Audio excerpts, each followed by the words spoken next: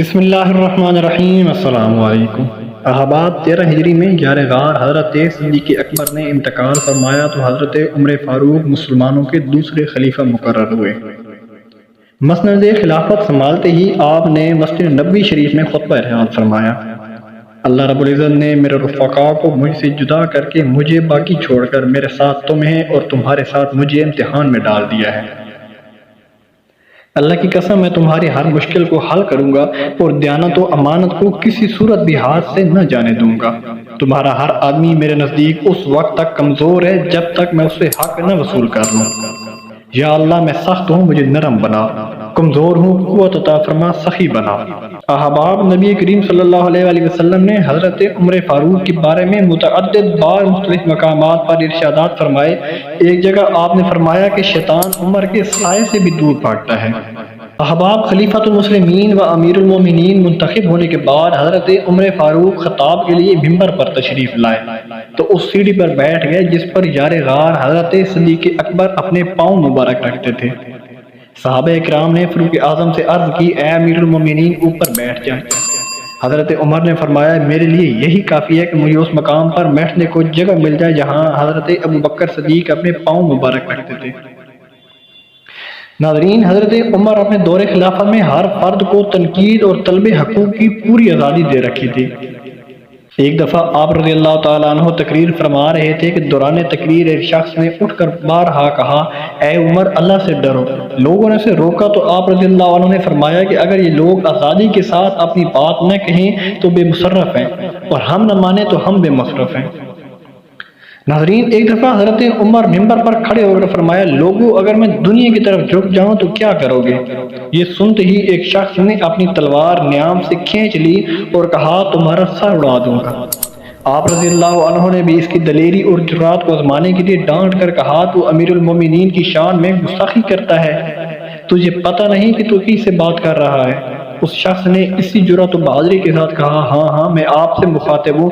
یہ سن کر حضرت عمر نے فرمایا کہ رب قدوس کا شکر ہے کہ اس قوم میں ایسے لوگ بھی ہیں کہ اگر میں ٹیڑھا ہو جاؤں تو وہ مجھے سیدھا کر دیں گے۔ ناظرین، اسی طرح ایک اور جگہ حضرت عمر فاروق جب مسلمانوں سے خطاب کرنے کے لیے اٹھے تو ایک بدو اٹھا اور کہا کہ میں نہ آپ کی بات سنتا ہوں اور نہ ہی اطاعت کرتا ہوں۔ حضرت عمر نے استفسار کیا کہ کیوں؟ بدو بولا، یمن سے جو چادریں آئی تھیں ان میں سے صرف ایک چادر سب کے حصے میں آئی تھی اور اس چادر سے آپ کی قمیض نہیں بن سکتی مگر آپ نے اس کی چادر کی قمیض زیب تن کی ہوئی ہے، یقیناً آپ نے اپنے حصہ سے زائد کپڑا لیا ہے۔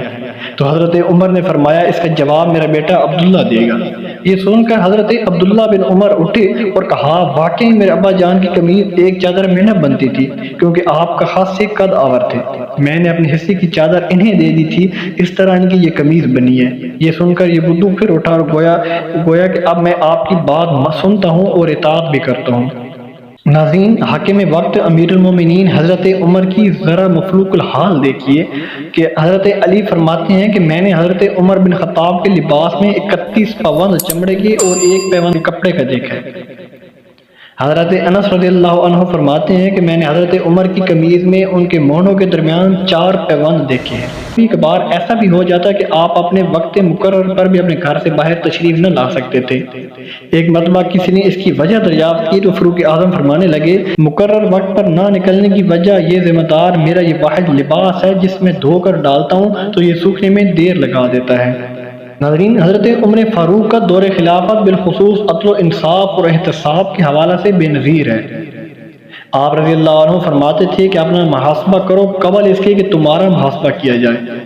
اپنا کیا ہوا محاسبہ تمہارے حساب و کتاب کو روز محشر آسان کر دے گا۔ پھر فرمایا کہ اپنے اعمال کا وزن کرتے رہو قبل اس کے کہ تمہارے لیے میزان کھڑی کی جائے۔ آپ اپنے آپ کو بڑی عدالت کی پیشی کے لیے تیار رکھو جس دن تمہاری کوئی بات بھی نہ چھپی رہے گی۔ ناظرین، آپ رضی اللہ عنہ کے دور میں حضرت ابو ہریرہ کو بحرین کا گورنر مقرر کیا گیا۔ جب حضرت ابو ہریرہ بحرین جانے لگے تو 10,000 دینار بھی ساتھ لے لیے۔ حضرت عمر نے فوراً اس کا مواخذہ کیا اور پوچھا کہ یہ اتنا مال کہاں سے آیا، اس کا جواب پیش کیا جائے۔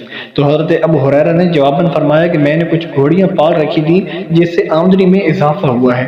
ان کا عذر معقول تھا اس لیے قبول کیا گیا۔ اور حضرت عمر نے بحرین جانے کو کہا، حضرت ابو ہریرہ نے معذوری کا اظہار کیا اور عرض کی کہ یہ ذمہ داری بہت سخت ہے، اگر اس میں دانستہ بھی کوئی بات خلاف عدل و قانون ہو گئی تو آپ کے مواخذہ سے نہیں بچ سکوں گا۔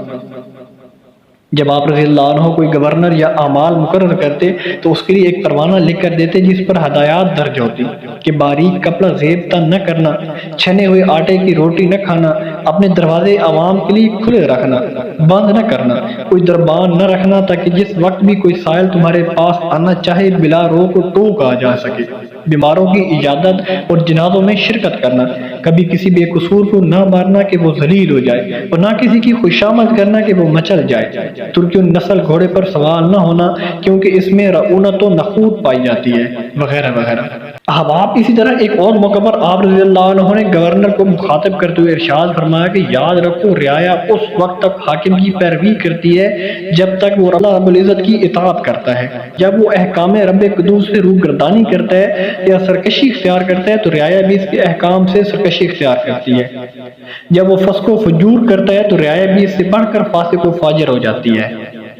حکومت و بندگان خدا کی بے لوث خدمت اور خدائے واحد کی رضا حاصل کرنے کا نام ہے، مگر جب اس میں طوالت اقتدار کی خواہش اور ذاتیات کو فائدہ پہنچانے اور دیگر لوازمات شامل ہو جائیں تو پھر وہ امریت کی شکل اختیار کر جاتی ہے۔ حضرت عمر نے جب حضرت خالد بن ولید کو سپہ سالاری سے معزول کیا تو آپ نے اس حکم کو من و ان تسلیم کیا کیونکہ ان کا مقصود صرف اور صرف رضائے الہی تھا، نہ کہ طلب عہدہ و اقتدار۔ فاروق اعظم کا دور خلافت مسلمانوں کی فتوحات، ترقی اور عروج کا دور مبارک تھا۔ مسلمان اس وقت خوشحال ہو گئے تھے کہ لوگ زکوٰۃ لے کر نکلتے تھے اور انہیں زکوٰۃ لینے والے نہ ملتے تھے۔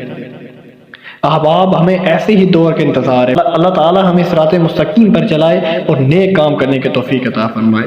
احباب، میں امید کرتا ہوں کہ آج کی ویڈیو آپ کو اچھی لگی ہوگی۔ اگر ویڈیو اچھی لگے تو پلیز میری ویڈیو کو لائک اور میرے چینل کو لازمی سبسکرائب کر لینا تاکہ ہر آنے والی نئی ویڈیو آپ تک پہنچ سکے۔ ملتے ہیں انشاءاللہ نیکسٹ ویڈیو میں، تب تک محمد اسلام کو دیجیے اجازت۔ اللہ حافظ۔